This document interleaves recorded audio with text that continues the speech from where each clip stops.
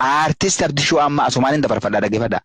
Artist Abdishuu amma akkuma Khadiir Martuudha sabboonaa Oromoo nama yeroo dukkanaa keessatti waan qabu hunda dadhawatee jechuu qabeenya isaa dadhawatee Oromoo tanaaf seenaa dalageechuu yeroo Oromoon kilippiin beeyne yeroo Oromoon takkaa viidiyoo sirba Oromoo laalteen beeyne seenaa hojjetee viidiyoodhaan dalagee qabsoo Oromoodhaa sabboonaa Oromoo ta'ee ummata Oromoo hakaasaa ture jechuu. Namni kun abbaa qabeenyaa guddaadha ture. Wanni isin beekuu qabdan. Abdishuu ammaa taajira ture. Nama qabaata. Nama gartee namaa gargaaraa ture jechuu. Nama santu osoo hin jaalatin dhiibbaadhaan gabrummaadhaan sigalee dirqamee biyya abbaa isaa tajaajila kusanirraa dhiibamee biyya namaatti ba'e. Waan qabu hunda achitti roorroon harkaa fixee kaan diinni saamee kaanis gartee jalaa faffaca'ee achitti kunoo akka isin gartan akka dhukkubsatee akka nuti waliin garuu kana keessa jiraachuu. Amma inni jabuutirraa ka'ee biyya galee jira. Uummanni Oromoo biyya keessa jirtan please deemaa dhaqaa akka kanniisatti itti daandaadhaa dhaqaa laalaa namni kun nama seenaa guddaa hojjete Oromoodhaafi. Gaafadha waan qabdanillee itti kennaa warri biyya keessa jirtan. Rabbi isinitti haa kennu dhaqaa itti kennaa gargaara. Gargaarsi isaa gargaarsi Abdishuu amma akkuma jennetti itti fufuu qaba biyya keessaayis. Itti fufuu qaba biyya alaatiis itti fufuu qaba biyya hundarraa Abdishuu amma waan dandeessan gargaara. Hogguun akkana isiniin jiru antiyyaa gargaareetiin jira Oromoo. Sagalee ta'eef maallaqallee gargaareetiin jira. Warri akka kiyyaa addunyaan ni dhumatti gargaara. Warri carraa kana argattanii biyya faranjii jirtan gargaara horiin kanuma hoo gabbaatan $100 bunaan dhuydanii yookaan waan taanetti balleessikan dhibba takka 50 yoo gargaartan waan guddaadha biyya sanitti deemaa gargaara.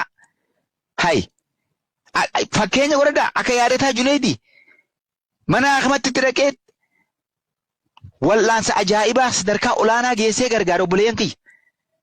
Dhaqaa seenaa dalagadhaa addunyaa tanarraa duutan irratti waartan maallaqaan hanga feete qabaadhu maallaqa hulbata tokko nyaatta biddeena tokko nyaatta hoo hai namu waluma qixa nyaanna keessattuu biddeena tokko achi nyaattu biraa duuta addunyaa tana nama rakkateen gargaari obboleessa keetiin gargaari seenaa hojjedhu nama keetii wajjin nyaadhu waan qabdu boo Oromoo gurra isin calawu tanan isiniin ja'a gargaarsa Abdishuu ammaadhaa guyyaa Saatardee kana karaa TikTokiitiin dhaloonni ammaan tanaa warri TikTokii beeytan dhaqaadhaa achi gargaara.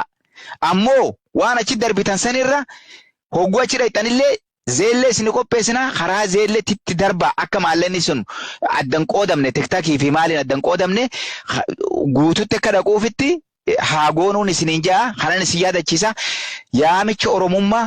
Guyyaa Saatardee san irraa nafina warri TikTokiidha maallaqa guddaadhatu achi gubbaa jira waan hin taane geema jettaniitu numa buuftanii seenaa dalagadhaa ilillirraa taaptaapirraa hanga maal jetta yuunivarsal maal jekkasanitti illee kennaa deemaa dhaqaadha warri waa arjoomuudhaaf waan hin taanetu arjoomaa turtan arra seenaa dalagadhaa garuu achirra wallaalla nin dhufanillee guyyaa san kunoo suuraan tiyya gubbaa jirti dhufeetiin isin laala warri waa kennaa turtan.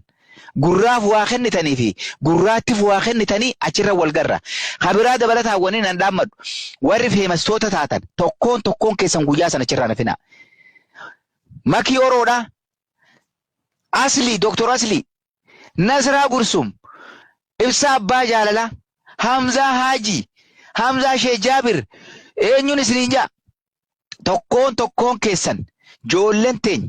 Kutaadhaan osoo addan qoodin amantiin osoo addan qoodin hundi keessan Wallaggarraa, Wallorraa, Jimmarraa, Booranarraa, Tuulamarraa, Harargeerraa, Jimmarraa, Wallorraa osoo hin hafne Oromoon guutumatti bahaadhiyaan kaabaa kibbaan deemaa achirra dhaqaadhaa hirmaadhaa seenaa dalaga guyyaa sana achirraa nafira hadaraa haajaa biraa qabdanilleen haajaa teessan guyyaa san dhaabaa obboleessa keenya sana haa gargaaruun isiniin jaa dhaamsa kiyya kanumaan xumurama galatoomaa fayyaadaa ulfaadhaa.